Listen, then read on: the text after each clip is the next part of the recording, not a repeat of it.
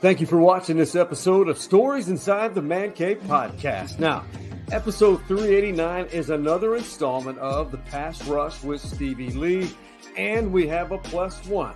This guy was raised in the Austin area. He was a dual threat quarterback back then, and he took his talents to Rice University, and some refer to him as the best QB ever in Rice Owls history. He led them to back-to-back bowl berths. He won a lot of games, too, as a Rice Owl. And we're going to get his perspective because he has a day job, but he's always wanted to become a sportscaster or a sports analyst, and he's doing it on the side. And we're going to get his valuable input on college football and the ever-changing landscape of college athletics. The Pass Rush with Stevie Lee. Let's rock.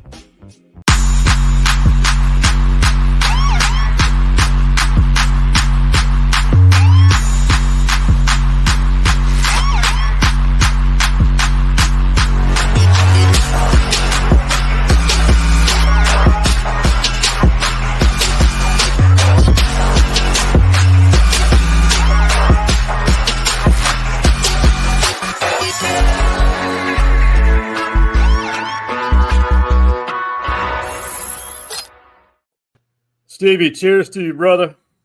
Cheers to you too, man. Bro, I'm so sorry. My contact just fell out. Just fell out, man. I'm so sorry. Hey, be sure to like each of our social media platforms. There's so many now. I've lost count of how many there are, the platforms, how many exist, but we're on there. Like them. Even our new VIP guest, we just connected, and I know you are as well, Stevie Lee. But one thing, the big part is we're a part of the Hargrove Roofing family, and Stevie Lee, being the talent that he is, you do their slogan, the best out of any human on this planet. Hargrove Roofing, know who's on your roof. That's right, and you do know. Stevie, before we get going, we're only 5 Saturdays away from college football starting. I mean, when I tell you that, what are you feeling? I see it. I can read you like a book. Listen, man, I'm so happy this coming around this time.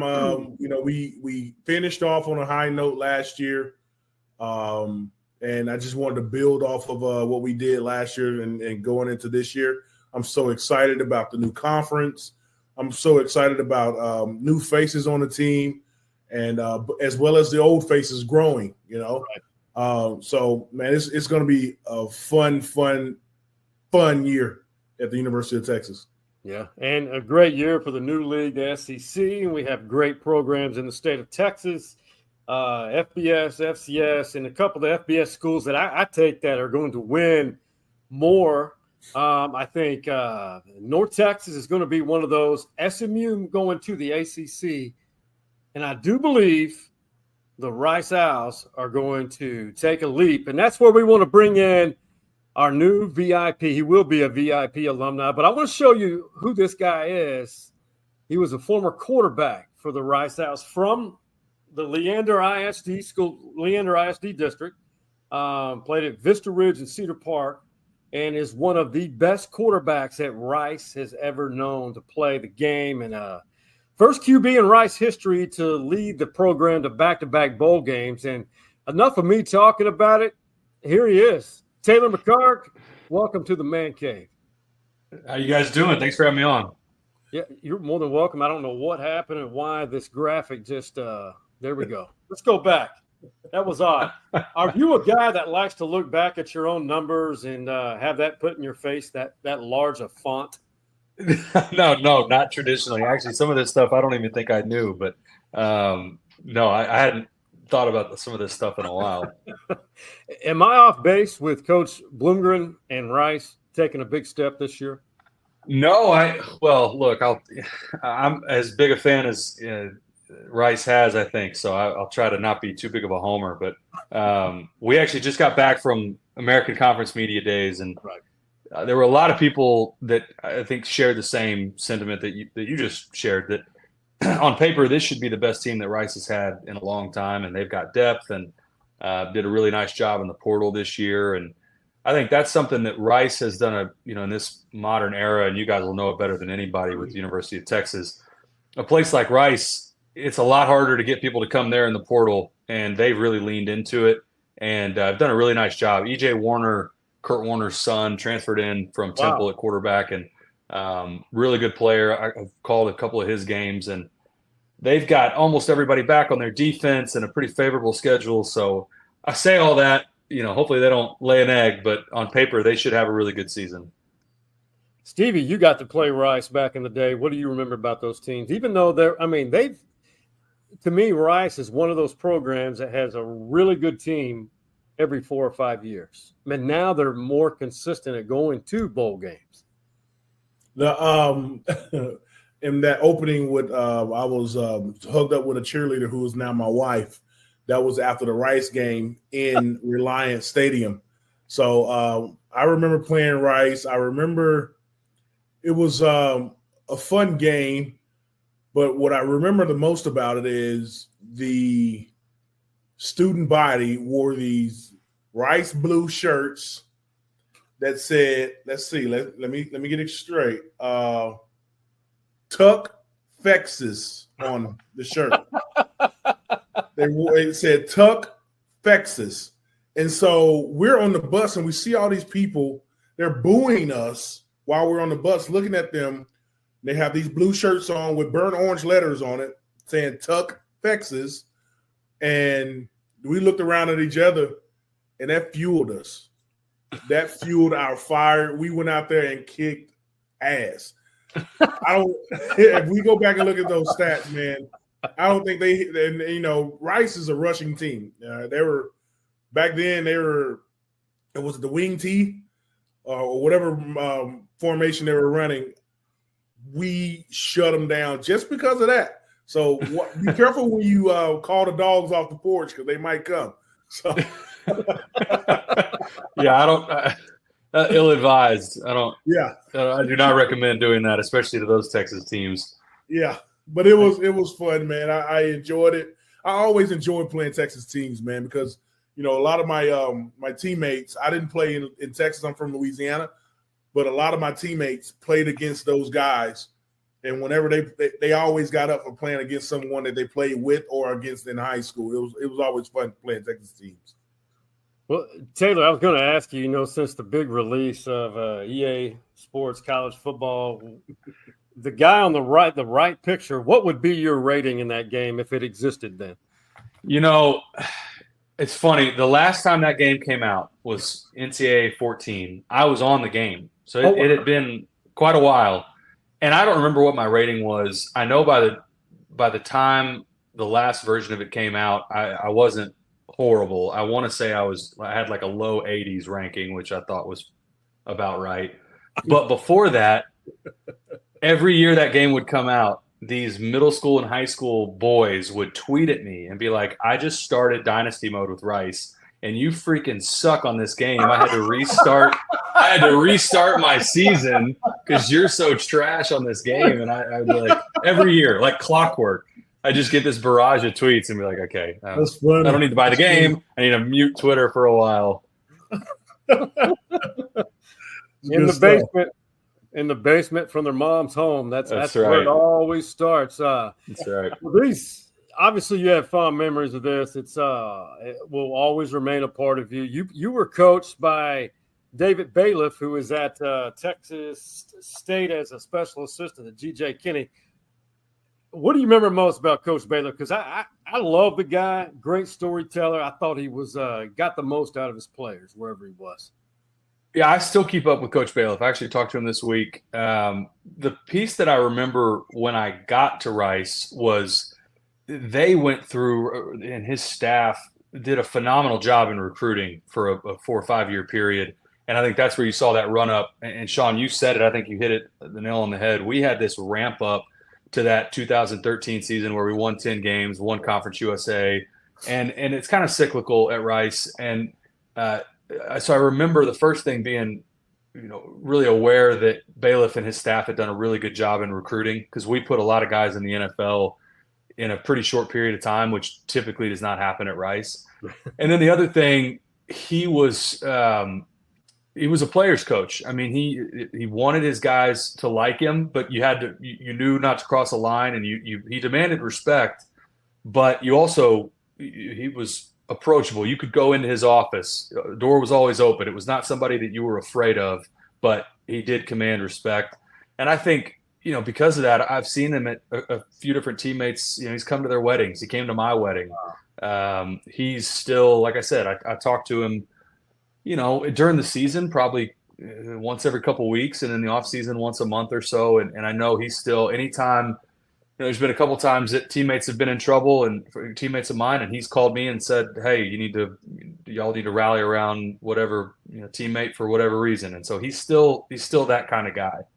For Taylor's story, he goes from QB1 to the corporate world and into real estate. So you and Stevie kind of share the same space. So this is what you're doing now. And I found this article. It's in the Austin Business Journal. It's called "Moonlighting: A Lifelong Passion." So are you still juggling both, and how do you make it work? And how did you get started with the CBS network of the family networks? Yeah, definitely still doing both. So I'm with Aquila Commercial in Austin, and we're a boutique commercial real estate firm. So my day job is tenant representation. So I represent users on their office space. And so that could be anything from, a law firm needs to find their space to lease, or somebody needs to buy a building, or anything on the user end. That's what our team specializes in.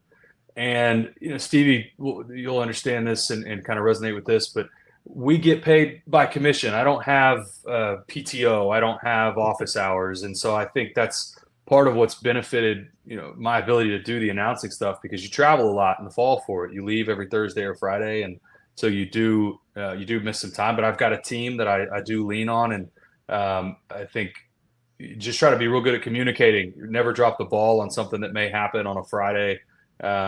And make sure we have coverage. We partner up on every deal. And so there's never been a time that we just completely dropped something where a client needed something on a Friday. So that's the first part of it, kind of juggling both. And then how did I get into calling games? I was doing, I don't know if you guys know Indy Kalu. He played at Rice in the 90s, and then he played a long time in the NFL. He was doing a radio show in Houston, and I would go on as a guest every now and then and talk college football. And I just enjoyed the prep and started reaching out to guys that I had that had covered Rice from when I was there. And one thing led to another. And my first shot at calling games was actually for the SWAC conference. Yeah. And it was in a remote booth in Houston, and it was with Butch Alcindor. Yeah. And that I had got 3 games with them, and I got 1 with the Southland Conference in 2018. And from there, every year after that, I just tried to pick up a few more games here and there, and started doing stuff with Rice. And it's similar to trying to get recruited. You put together your highlight reel and send it to whoever you can get a hold of at CBS and ESPN, and got a lot of unanswered emails, but then slowly started to get on people's radar. And 2022 was my first contract with ESPN. It was calling the American Conference, and had something similar last year, but started working in games with CBS. And then this year, got a really solid offer from CBS that I was excited about. And so most of my work will be with CBS this year. I still have some with ESPN, but most is with CBS, covering the Mountain West, and then a little bit of Conference USA also. Oh, that's great. That is, and where's your first game this year? Well, first game, I've got 2 on week 1. I've got Kansas on Thursday night, and then I've got Oklahoma State on Saturday. Yeah. So I still haven't figured out if I'm going to make that drive from Lawrence, Kansas to Stillwater, or if I'll fly. It's not that far, but no. We'll have 2 in week 1. That's not a bad drive. I remember making that drive through the Kansas Turnpike. Yeah, Kansas City down. And so Taylor, you know from, well, both of you know, the game has made. It's been changing gradually. Let's say since '91, when Arkansas left the SEC, left the Southwest Conference to go to the SEC, and then there were minor changes to now. There's changes every 3 months, it seems. And Taylor, you noticed it as a player. we saw things coming probably about 2010. Then you got a guy like Mac Brown, who at ACC Media Days here recently, he was asked about that. And I can't wait to hear from you both, because Stevie, this was your head coach at Texas. Yep. And he's had to adapt to a lot of change for a guy who was at his stage of his career. And then I was at Texas when we were down to hours that I thought Oklahoma, Oklahoma State, Texas, and Texas Tech were going to the Pac-12. And all of that was going to change because it changed your recruiting areas. It changed the travel for your teams. It changed the travel for the parents. It changed the expense for the parents. So when you start looking at what's happened to this league now in really a third change, I guess, we had the change with a lot of different dynamics with teams coming in. Then we had Notre Dame's addition, and now we've had 3 new teams. It makes it exciting for our players to go to a Cal or a Stanford or a Dallas that maybe they haven't been to before. It makes it fun for fans. But at the same time, you have to think about what does it change in recruiting, what does it change for your academic schedule, and how much more difficult is it for the parents to get to see their sons play. So Taylor, you've been in this. I mean, you were a part of the generation of college athletes who started to see it, maybe feel it a little bit and experience it, even at Rice.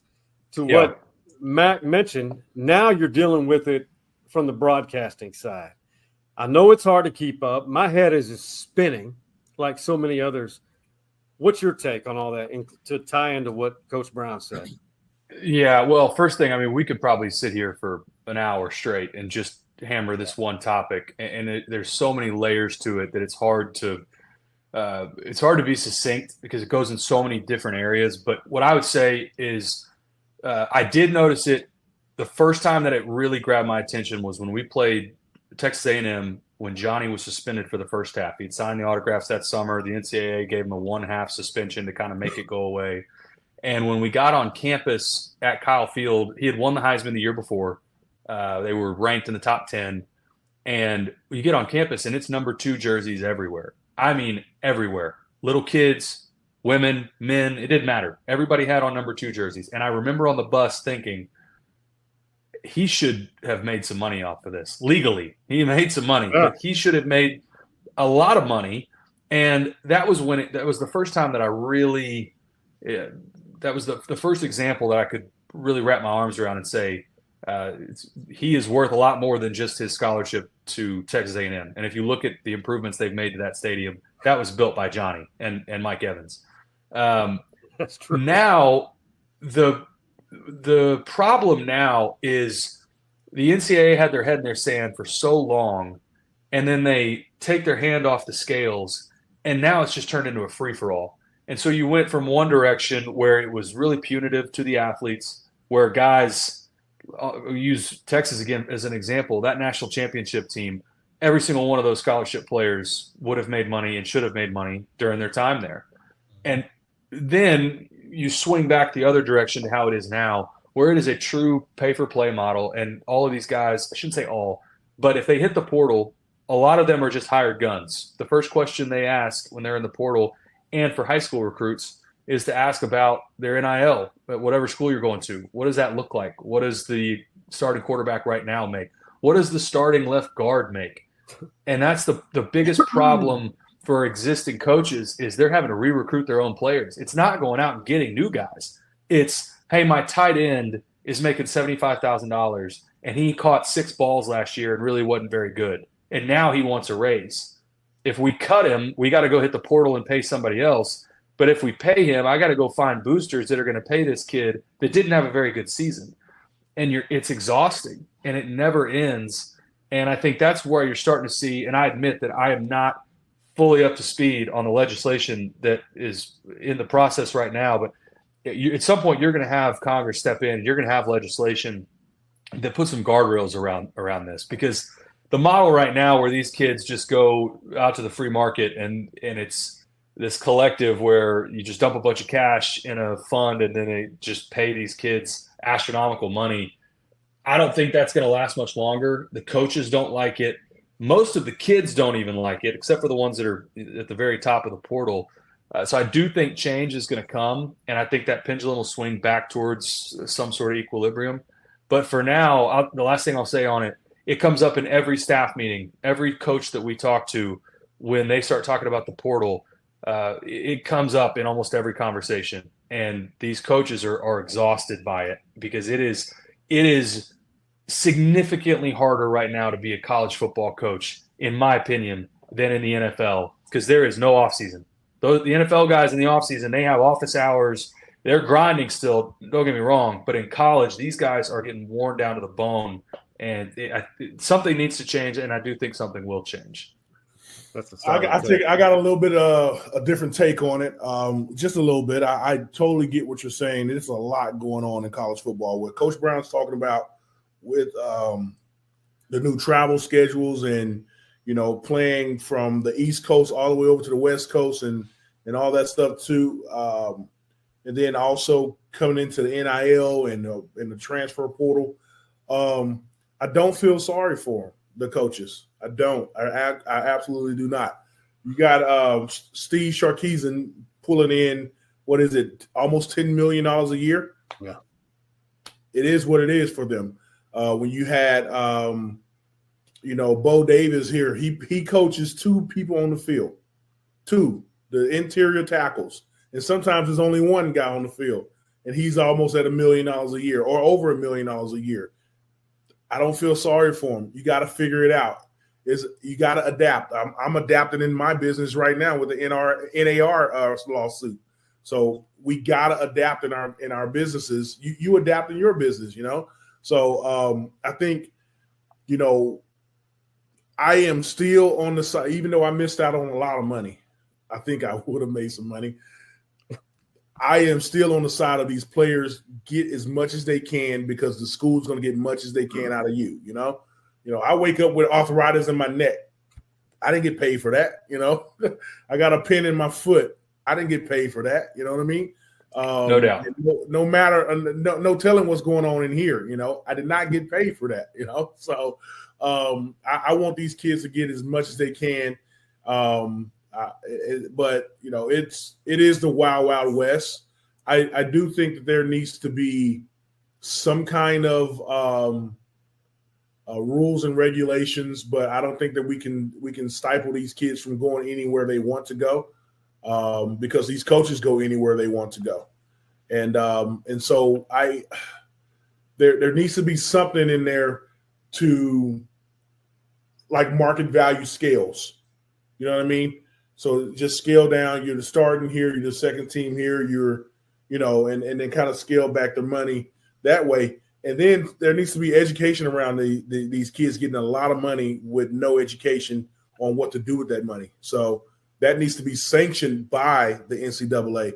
That there needs to be a class, a money management class, before they start camp, I believe.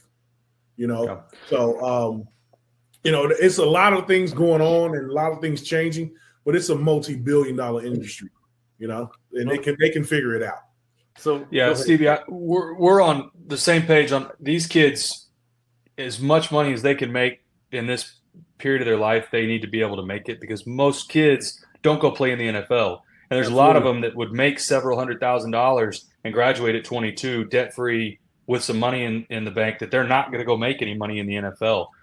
The only thing that I would push back on that I would change tomorrow if I could, because players don't like it either, is, and I agree that kids should be able to transfer, but we've got to figure out a solution that allows kids to stay through bowl season and then transfer. Mm-hmm. Because right now, there were a couple guys from Texas that had to transfer because they knew, if I leave, I will go make money right now. If I wait until after the Sugar Bowl, I'm going to lose money. So I have to go right now.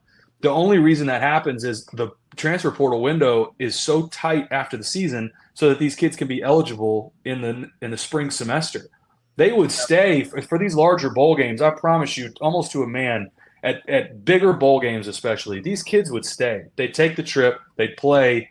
But when you tell them, hey, if you wait and play in the bowl game and then potentially in the national championship, all these spots in the portal are going to be filled and that money's going to dry up. Well, of course they're going to skip out on their bowl game. They're not, even if it's the college football playoff. If they're a backup and they know they're going to transfer, and I think that's the part that even the kids, when you talk to them, for the most part, are like, look, if we could push this back, I would wait until January to transfer, but I can't. I have to go right now. Yeah, so that's we talked about that as well. You're exactly right. But that's also having to do on the academic side, because sometimes the Sugar Bowl or something like that, the big bowls start after this spring semester starts, So I'm at this school, but and I have to go. We do need to figure that out, and that's the hard part to figure out, because are we pushing back the spring semester start? Are we pushing up the national championship game? Are we? If anything, it's getting pushed farther back with the expanded playoff. They're going to start playing the national championship when they play the Super Bowl. The way things are going. That's what I was about to say. Do we now? We have these super conferences, and so we have to have long seasons, conference seasons. Do we break up the conference even more and have a shorter conference and have longer playoffs? I don't know. I mean, it is, and that's why I don't get $10 million a year to figure that out. So they do. They'll figure it out. They need to figure it out. The scholarships have increased across the table, which is a good thing. But I want to get to this topic. Now, I know you cover Jeff Traylor at UT San Antonio. I love the guy. He's been on this podcast a couple of times. He's very real. He was asked at the Texas High School Coach Association school last week about football being under attack. There were 18,000 coaches at the coaches school in San Antonio. And in typical Jeff Traylor form, he was very real about the point how this game will continue to evolve, and it'll be better because of all this. I don't think our game's under attack any more than it's ever been. It's coached by tough people, and they're freaking tough guys out there. Guess what? We ain't so tough no more, right? This country's gotten pretty damn soft, honestly. So we're going to be under attack because we tough people. And what do tough people do? They do tough things, right? So we're going to figure it out. We're going to all be just fine. Hell, it was no pass, no play. Back in the 80s, that was going to ruin our game. Well, guess what we started doing? Hell, we started passing our classes, right? Well, then it was damn concussions. They were going to take our game out because of concussions. Well, now we got these little girly pads we put on our head out there, so they don't talk about concussions no more. Well, now it's transfer portal, and now it's NIL. And I'm telling you, Craig being in charge up there at AFCA, he's a man's man. You talk about a tough guy. And we got Joe, we got Glenn, our organization. They're tough people. They're in their battle, what we need to battle. Our game's going to be fine. Is it a pain in the ass? Yeah, it's a pain in the ass right now. But we're going to all figure it out. So, under attack, yeah. If we, what does it say? The devil don't mess with a resisting army. The devil only messes with an army that's moving forwards. And our game's moving forward. We're going to be all right, Craig. I don't disagree. And that's what we need more of. I mean, to each their own, but we need more to the point, real talk. Change is inevitable. And in college football, college athletics, don't you guys agree? And there's going to be more change on the way. Yeah, he's actually correct. His delivery is a little brass, but he's in a room full of coaches, and that's fine. But he's absolutely correct. It's going to change. We are going to be fine. We just need to figure out what those changes are going to be, adjust, and football is going to live forever. It's just going to be some changing going on to it. And negotiating, and Taylor, negotiating is about win-win, right? So we need to win on – someone need to feel like they won on one side, someone need to feel like they won on the other side. And that's all it is. We're going to negotiate what's going to happen, how these kids are going to actually get paid, keeping the kids getting paid, and reining in on, crossing the line and doing anything, out of the, there are some things that I've been hearing. So don't doing anything illegal, but still getting these kids money that they need and deserve. It's just going to be negotiated, right? It's going to be. We're in good hands, I believe. The game is going to still stay the same. Yeah, my boss likes to say if neither side's happy at the end of a deal, it was probably a good deal. So I guess that's a different way of saying a win-win. Yeah. But I think it's, change is the right word. You see, Stevie, you said it and Coach said it in that soundbite. Two-a-days are not the same from, Stevie, when you played to when I played to now. And if you go back to the Junction Boys in the 60s or 50s, whenever that was, it looks a lot different. In some ways, you could say that it's gotten softer. But I promise you, go stand on the sideline at a Division I football game, and these collisions aren't any softer. In fact, these kids are bigger, faster, stronger. It is still a very violent sport it's played by violent men, and there's no way to get around that. And so when you get on the field, and I say college, go to a high school game. Stand on a high school field and listen to a collision at a 5A high school game. And you will weed out. There will always be kids that go play middle school football and decide this is not for me, and that's fine. There are plenty of other sports, but the game there is still. Go look at follow Texas this year and see how excited everybody is for their involvement in the SEC and being in the SEC now. There's a thirst for good football, and we have a ton of that right now in college and in the NFL. I don't think the sport's going anywhere right now. I think the piece that we've got to continue to grow the game at a youth level, because there is a lot of fear from parents. That's absolutely there, but that was always there. Teaching good sound tackling and fundamentals and keeping kids healthy, that's always going to be important. As long as you have youth involvement, which we still do, you'll have middle school football, you'll have high school football, and you'll have talent to go play in college and then in the NFL. So I agree with what Coach said. I wouldn't say it exactly how he did, but he's not worried about how I would say it. So, but Taylor, you made the segue, so let's jump to it.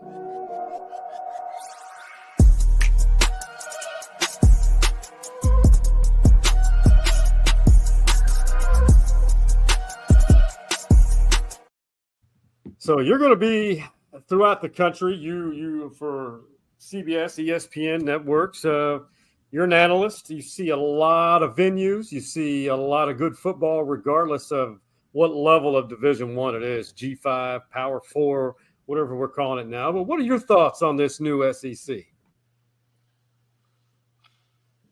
For Texas and Oklahoma, this is as exciting as it gets. I mean, go down the schedule for Texas. The down weeks, so to speak, on Texas' schedule are Mississippi State and Florida. I mean, 2 years ago on Texas' schedule, if you had Florida coming to Austin, that would have been one of the biggest games on the schedule, even if it's a bad Florida team.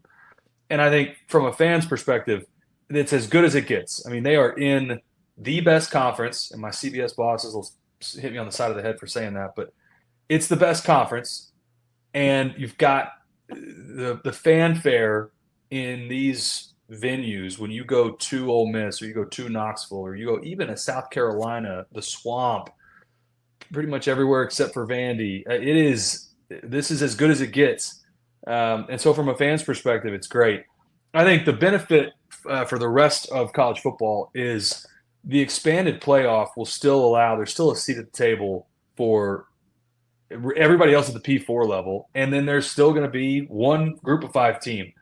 And so I think the Big Ten and the SEC will have several members every year between their conference champions and then probably at least 2 at-larges from each of those conferences, I would guess, sometimes maybe a 4th. And then you'll have obviously the Big 12 and the ACC.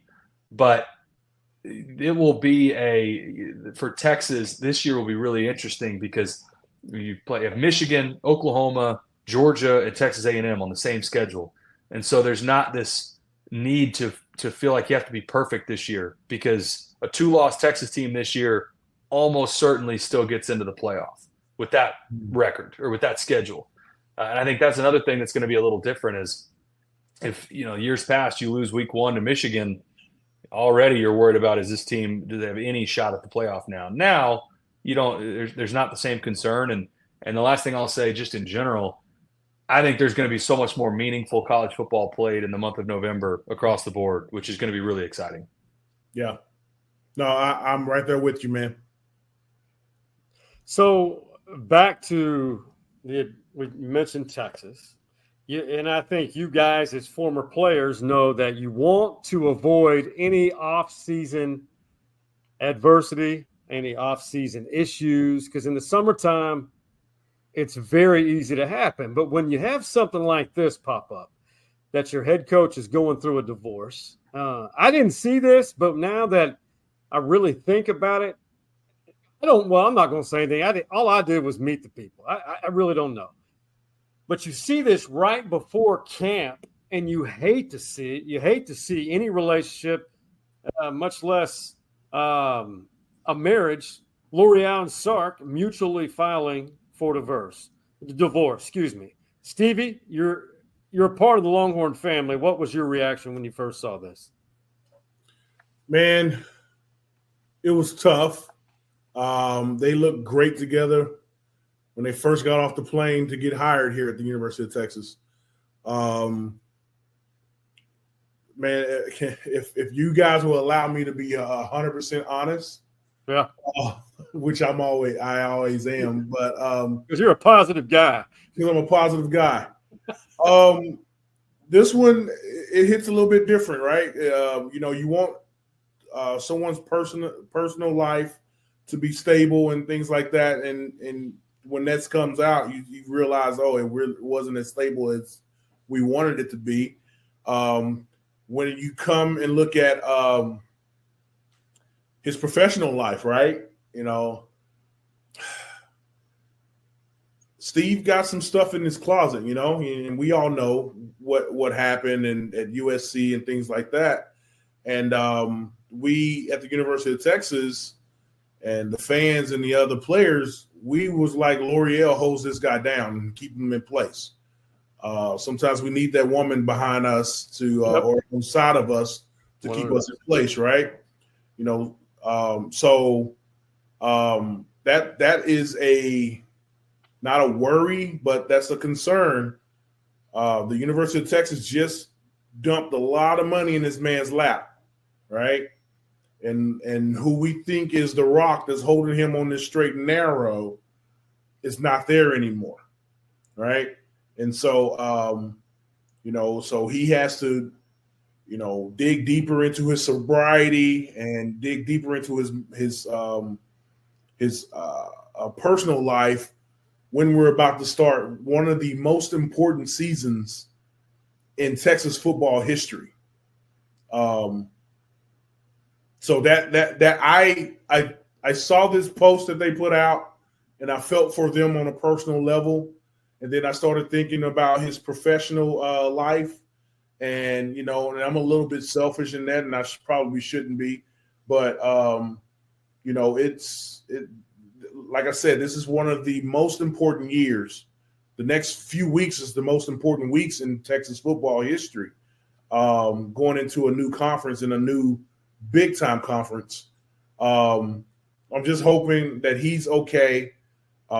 He's going to be okay, and surround himself around with people that's going to hold him accountable and keep him all together. And I think that his staff is there for him. His staff loves him. When I talk to some of the assistant coaches, they absolutely love Steve. They don't want to go anywhere else. If another team comes to them, they go to him and go to the CDC, and they're like, Coach, I don't want you to beat their pay, just match their pay, because I want to stay here with you. So Taylor, do you think this is or can this be a distraction? Your opinion from one who covers college football? Of course, it could be. My take on it is it's pretty well documented what Coach Sarkeesian has gone through in his life, and I would say he deserves the benefit of the doubt until something happens. And I don't have a relationship with Coach Sarkeesian. I don't know anything beyond what you could go find on the internet about his struggles at Washington and USC, and to me, seems like a guy that has really done a good job on finding focus in his life and getting sober after a period, a very public sort of downfall after he left USC to then climb back up and get back to the top of college football. Again, I think he deserves the benefit of the doubt. And after having gone through a lot of adversity already in his life, I would imagine he's got that support system around him that, it's probably, honestly, from a human perspective, best case scenario that they're about to launch into camp, because he's going to, I have to imagine, pour himself into coaching football and getting this team right, because he's not going to have a lot of time to do anything else once they hit fall camp. Obviously, it's terrible. Any divorce is awful, and I hate that for him. But again, I just keep saying, I think he deserves the benefit of the doubt, and I assume and imagine you're going to look back after this season, and it will not have been a distraction at all. I'll cap it off by saying this. I hate it. They looked perfect. To Stevie's point, it was great to see an interracial couple, part of the UT athletic family. But it was bigger than that, in my opinion. But you hate it for all the reasons we mentioned. But we also, it's just, wow. I'm worried for him, but I have faith that he will do well. I really do.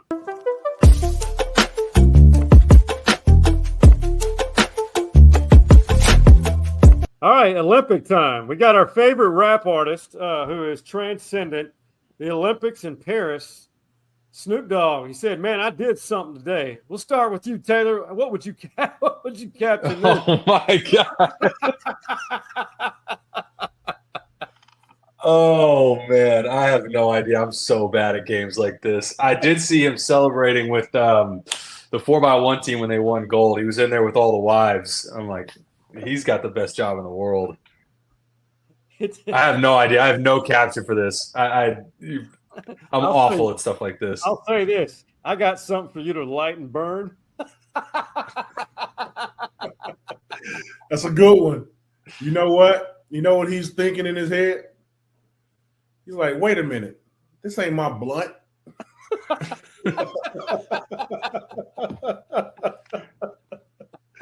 That's it. The bubble beside his head. Wait a minute. This ain't my blunt. What year were you born, Taylor?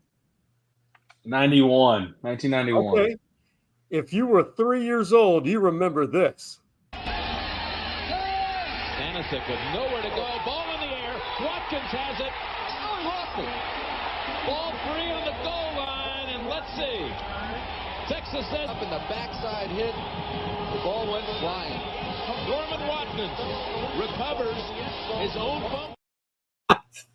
Our good friend Norman Watkins in the Sun Bowl against Mac Brown, and the first time he was at North Carolina, he picks it up, but then he fumbles it before he goes into the end zone. That's when Priest. I don't remember that game. Oh my God! I don't remember that game. You were probably on your dad's lap watching it. Yeah. My first football memory is the last Cowboys Super Bowl that they won. Oh, that's my Oh, first. my goodness. That's my first football memory, and I wish I didn't remember it, because now it's like I think we're about to talk Cowboys in a minute, but my God, it's like, can we remember it? There's no way. Did it really happen? Did it really happen?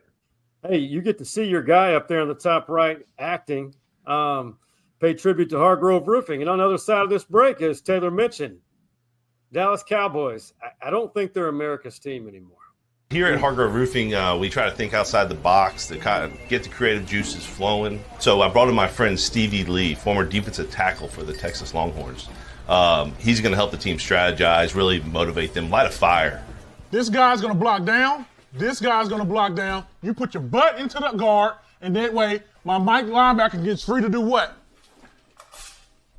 Not only are they going to learn a thing or two, but they're going to also leave with a great attitude and a bunch of smiles on their faces. I'm sorry, what does this have to do with roofing exactly? Get out. Right now. I said get out. For me, that's what it's all about. It's just having fun, making our employees have a great time. Hargrove Roofing. Know who's on your roof.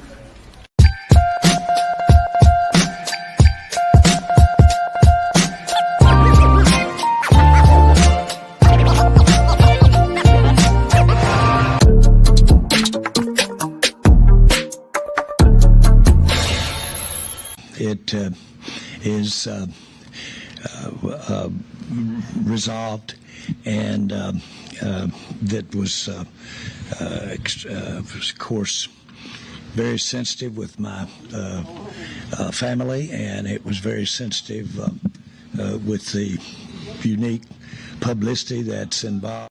Okay, it's hard to watch. Jerry Jones, very like this. A lot of uhs, very scattered. The second fraternity suit it ended in Texarkana the day before training camp started, or the evening. And there was a warm embrace with the young girl and the mother. They won this. They got the settlement. In my opinion, they won. They received money out of this. But Taylor, I know you cover college athletics, but the optics of that, does it surprise you that Jerry Jones and the Cowboys, they always find a way in the daily news cycle? No, it doesn't surprise me. The good news is they're professionals. None of this stuff matters to the people that are actually going to be on the field. Those coaches and players, they don't care about this stuff. For Cowboys fans, everybody's used to it. I mean, it feels like there's always something going on with Jerry Jones. I don't think this will matter at all on the field. If anything, I'm just from a fan of the Cowboys, glad that this is resolved so that you just stop seeing it on the news. Yeah. Stevie, real quick. Man, dude, the way he was backpedaling and couldn't get it out, it was cringy. Very cringy. But you're right. Nobody on the field cares. Let's just put this behind us. Let's move forward and keep practicing. And there was one clip I saw how many times he said, "We're going all in. We're going all in. We're all in. We're all in." Just go all in with your team, man. And he also used that same day was talking about doppelganger, and I was like, not doppelganger, dangling participle. And I was like, that is not the day you mentioned dangling participle. You just don't want to use it. Don't use it. Hey, just for FYI, Cowboys training camp, our guy Michael Coleman, who has worked in Austin, East Texas, Kansas City, New York City TV markets. He's back in East Texas covering his 29th Dallas Cowboys training camp. He and I, we'll have another episode with him on Monday, camping with the Cowboys with MC in Oxnard. Both of you guys, they're one of the best Longhorns ever to play defensive tackle. He's going to be inducted to the Football Hall of Fame. I think it's next week. And at Schultz's Beer Garden, this happened on Saturday.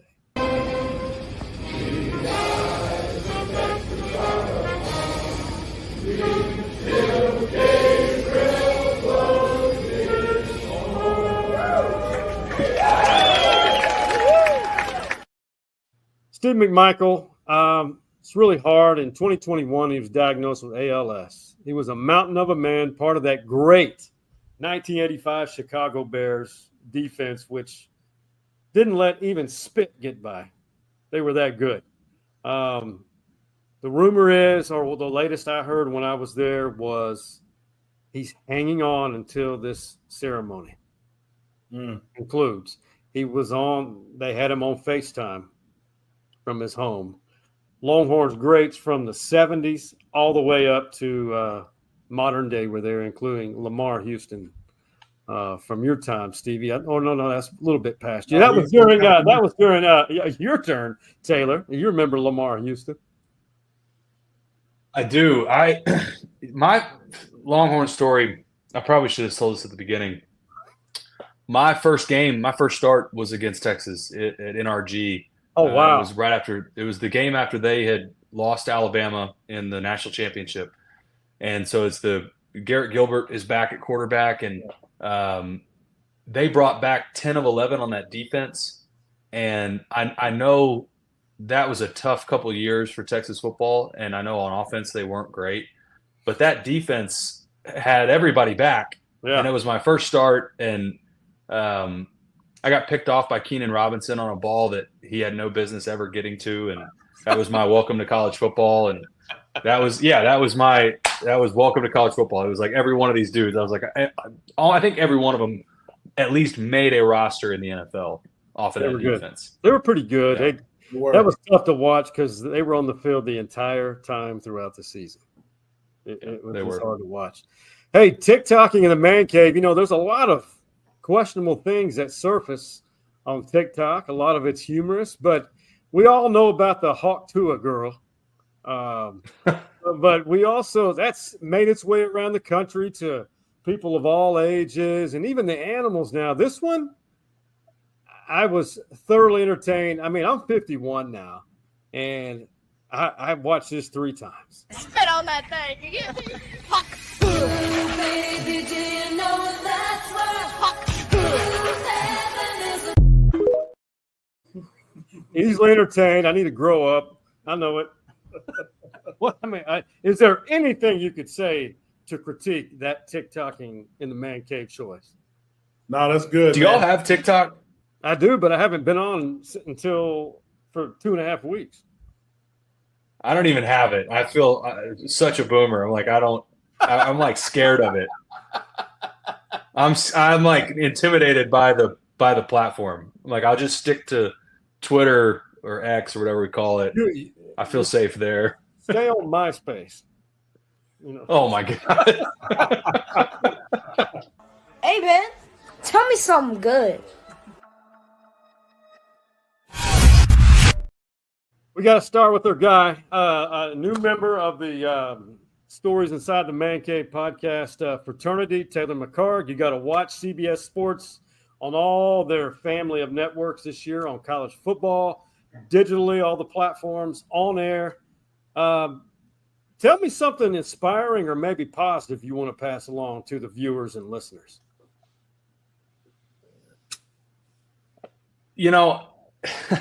This is by far – announcing has gone so much better than I thought it would. And to tell you something good, I guess we're calling the segment, this is by far the best contract that I've had so far. And I feel really fortunate because, again, I did not – if you'd asked me 5 years ago when I started doing this, if this would be where I was at, I would not have believed that. And so I'm really looking forward to this college football season. And I love doing this stuff. I want to, as far as it'll take me, I want to keep doing it.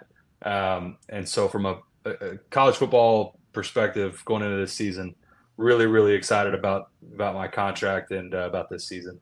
Well, we're excited for you, man. Really proud for you too. It's I've watched you from afar, and so when I arrived in December 2012, who was your head coach at Vista Ridge? Bill Wilder, and then Rodney Vincent came after me. Right. I just, through the coaching circle, your name came up, and then when I saw you on CBS, and I knew about you when you were quarterback at Rice. That's pretty easy. But when I saw you get into broadcast, I was like, wait a minute, I know that guy. He doesn't know me. But hey, you were a great MC, by the way, at that gala earlier this year. It was near campus. I forget which one it was, but you were an MC for a gala I was at. You did a great job. I appreciate that. Thank you. The Partnership for Children. That's right. That's awesome, man. Oh, that's right. You and I talked. Yeah. Oh my God, Taylor. Oh my God, because you and I talked about this. Well, you talked to everybody that night, so you were a busy man that night. Oh my God. Man, I appreciate that. Aren't you the MC at the RBI event as well? I haven't done. I mean, no, I do. I haven't done that in 4 years. 4 years, but yeah, that's been the year before last. I was there. You were doing some announcing. I was the voice of God. You're not supposed to see God. Everyone loves to hear your voice over the loudspeakers, man. Man, tell me something good, dude. It's this is the last push of summer. My kids are going back to school the next couple of weeks. Y'all know I ripped my shoulder out, my rotator cuff this spring break. I'm going back to the scene of the crime this Friday out to Horseshoe Bay. I'm not getting on a jet ski again, so don't worry. But we're going back out there with a bunch of family and friends that are coming in for just kind of a friendly family reunion is what we're calling it, man. And so we're going to go out there and take all of our kids to hang out. And this is the last push of summer and getting into the fall, y'all. Just enjoy Austin, enjoy the water, enjoy the lakes, and just enjoy Austin, man, and enjoy each other, man. This is a very, very volatile time in our society right now, but enjoy the person in front of you. Put the phones down, put the social media down, and enjoy the people in front of you. Because I enjoy these two guys. I've enjoyed this. Even your contact falling out, just for Taylor and I feel like this has been long overdue. It's just making it happen. And follow this guy. This is where you want to follow him on X. There it is. TMC McHargue. I appreciate it. Yeah, this is a lot of fun, guys. This was anytime you guys want to go get lunch, let's do it. Let's do it. So for Taylor McHargue and the family of CBS Networks, the home of Hargrove Roofing in Shreveport, Louisiana, which is the home of Stevie Lee and his family, and the OG Man Cave boys, that being Hardball Hards, Big Mike, and the Coach Mo. What do we tell them, Stevie Lee? We out. You see the drippy, I'm fitted up. Hop in my car and a giddy up. I said get out.